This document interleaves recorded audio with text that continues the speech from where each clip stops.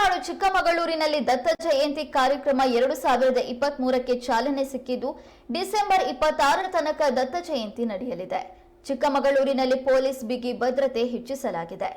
ಅರ್ಚಕರು ಹಾಗೂ ಮುಜಾವರ್ ಸೇರಿದಂತೆ 5 ಜಿಲ್ಲಾ ಪೊಲೀಸ್ ಇಲಾಖೆ ಗನ್ಮ್ಯಾನ್ಗಳನ್ನು ನೇಮಿಸಿದೆ.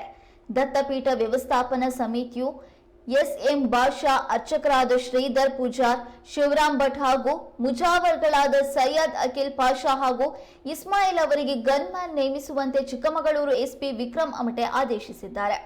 ಈ ಆದೇಶ ಮುಂದಿನ 15 ದಿನಗಳ ಕಾಲ ಜಾರಿಯಲ್ಲಿರುತ್ತೆ. ದಿನದ 24 ಗಂಟೆಗಳ ಕಾಲವು 5 ಗನ್ಮ್ಯಾನ್ ಭದ್ರತೆಯನ್ನು ನೀಡಲಿದ್ದಾರೆ.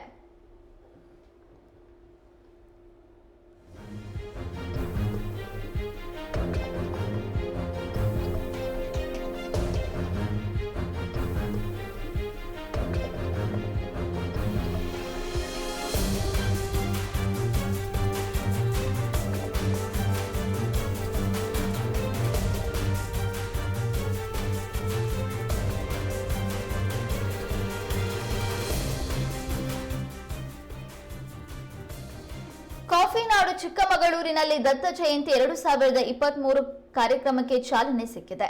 ಈ ಕಾರ್ಯಕ್ರಮ ಡಿಸೆಂಬರ್ 26ರವರೆಗೆ ನಡೆಯಲಿದೆ. ಆ ಹಿನ್ನೆಲೆಯಲ್ಲಿ ಚಿಕ್ಕಮಗಳೂರು ಪೊಲೀಸರು ಇದೀಗ ಬಿಗಿ ಭದ್ರತೆಯನ್ನ ಹೆಚ್ಚಿಸಿದ್ದಾರೆ.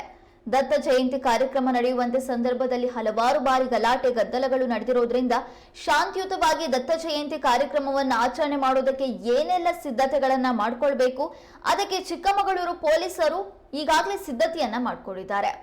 ಆ ಹಿನ್ನೆಲೆಯಲ್ಲಿ ಅರ್ಚಕರು ಮತ್ತು ಮುಜಾವರ್ ಸೇರಿದಂತೆ 5 ಜಿಲ್ಲಾ ಪೊಲೀಸ್ ಇಲಾಖೆ ಗನ್ಮ್ಯಾನ್ಗಳನ್ನು ನೇಮಿಸಿದೆ.